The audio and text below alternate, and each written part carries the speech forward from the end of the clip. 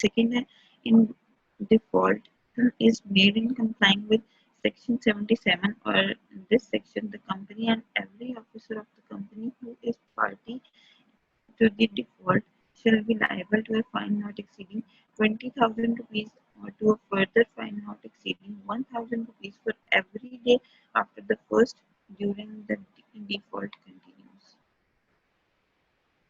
Okay. Section number 79, transfer to successor in interest.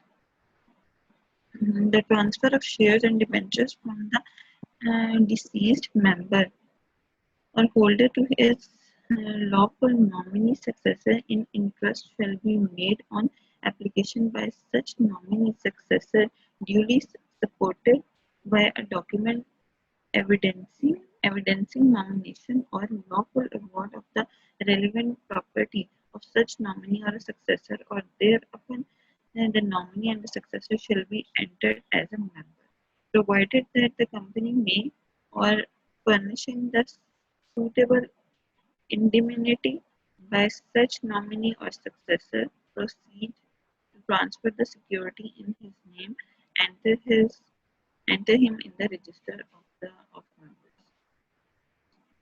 देखें ये एक बात अंडरस्टैंड करें, जो लॉ की स्टेटमेंट है ना वो बड़ी कॉम्प्लिकेटेड है। मैंने पहले भी क्लास में बताया था कि मैं एक्सपेक्ट नहीं करता, ना मैं पूछूंगा कि आप लोगों को लॉ आता है कि नहीं आता। मैं एक्सपेक्ट भी नहीं करता आपको ये याद हो। ये किसी वकील को इस मुल्क के काबिल तरीन, किसी पार्लियामेंटेरियन को, मुझे, किसी बंदे को, कंपनीज ऑर्डिनेंस मैंने भी पढ़ा हुआ है लेकिन मुझे नहीं याद। आई डोंट रिमेंबर कि किधर क्या लिखा हुआ है। ऑफ कोर्स किसी को भी नहीं हो सकता, कोई सुपर ह्यूमन ही होगा जिसकी कोई आइडेटिक मेमोरी हो तो उसको याद रहे, otherwise it is not possible. ठीक है, what is important for you people to understand is the fact जी सॉरी क्या मैं बताती हूँ। हाजरा का शायद माइक अनम्यूट रह गया था, खैर कोई बात नहीं।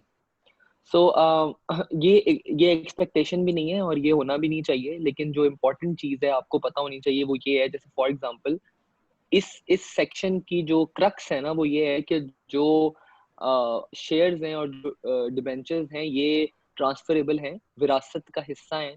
अगर कोई बंदा जो इनको होल्ड करता हो उसकी डेथ हो जाए तो उसके जो वारिस हैं, जो उसके नॉमिनेटेड लोग हैं, वो एक एप्लीकेशन फाइल कर सकते हैं और साथ में उनको एविडेंस प्रोवाइड करनी होगी कि जी ये मेरे वालिद साहब का, मेरे दादा का, मेरी वालदा का, किसी का ये था और मैं इनका लीगल वारिस हूँ, तो अब ये मुझे किया जाए। और उसके बाद प्रोविजन है कंपनीज ऑर्डिनेंस में कि उस बंदे को मेंबर भी बनाया जाएगा और वो शेयर्स भी उसके नाम पे ट्रांसफर कर दिए जाएंगे। ठीक है, और जो भी उससे रेलेवेंट चीजें होंगी वो उसका हक होंगी। This is what you need to understand and know, and that's about it. Mariam और रिजवान ने हैंड रेज किया हुआ। जी मरियम। सर मुझे ये चीज क्लियर करनी है कि क्या प्रोस्पेक्टस में वो मेंबर मेंशन कर देता है कि सक्सेसर इन इंटरेस्ट उसका कौन होगा उसकी डेथ के बाद? नहीं, प्रोस्पेक्टस में मेंशन नहीं करता। प्रोस्पेक्टस तो एक डॉक्यूमेंट है जो कॉर्पोरेट की तरफ से है। ये जो चीज होती है, अगर आपने बैंक में अकाउंट खुलवाया हो ना कभी, यहाँ पे हमारे पास बैंकर्स मौजूद हैं, तो उसमें आप अपना आप ये लिखते हो कि इन केस आप नॉमिनेट करते हो। बिल्कुल बिल्कुल, आप अपनी नॉमिनी मेंशन करते हो, आप बताते हो कि आपके बाद वो चीजें जो हैं वो किसका हक होगा।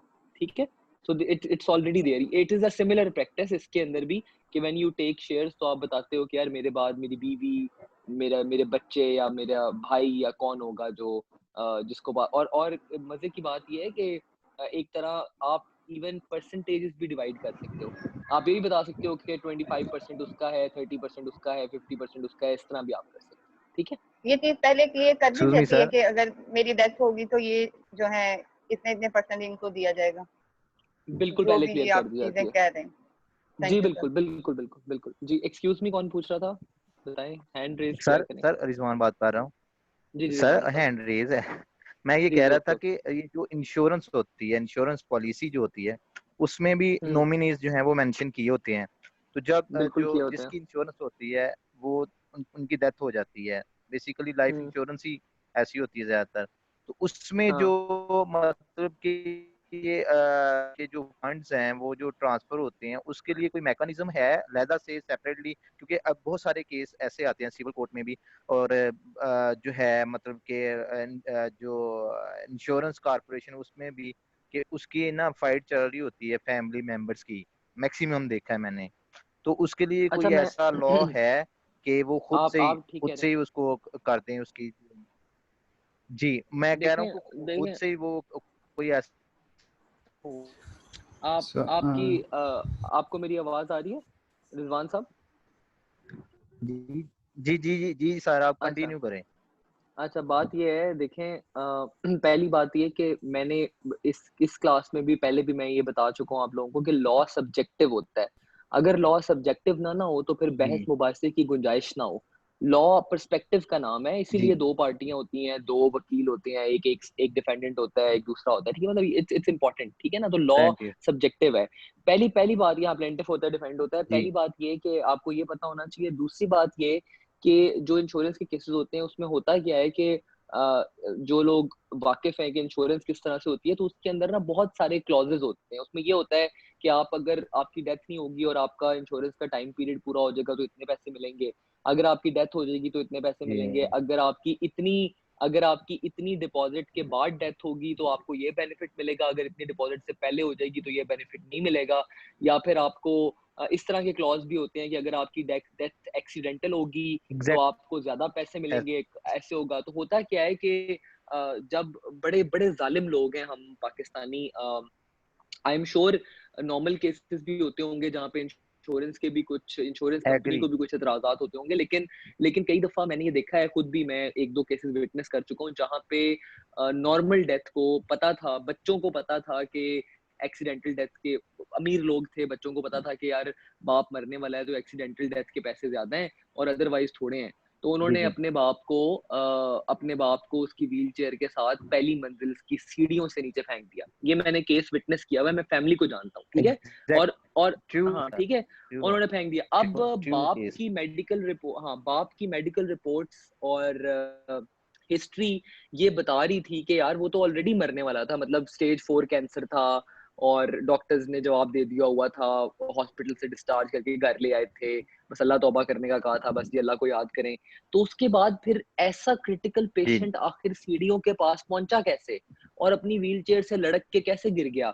तो यार ये तो फिर राइट जी बनता है ना, सब्जेक्टिविटी में इंश्योरेंस कंपनी का राइट है कि आप गलत क्लेम कर रहे हो। और फर्क कितना था, वैसे उसके पैसे बनते थे शायद 2.5 करोड़ रुपया और इस तरह उसके पैसे बनते थे 5.5 करोड़। तो तकरीबन ये 3 करोड़ रुपए की गेम थी जिसकी वजह से उन्होंने अपना बाप मार दिया, ठीक है।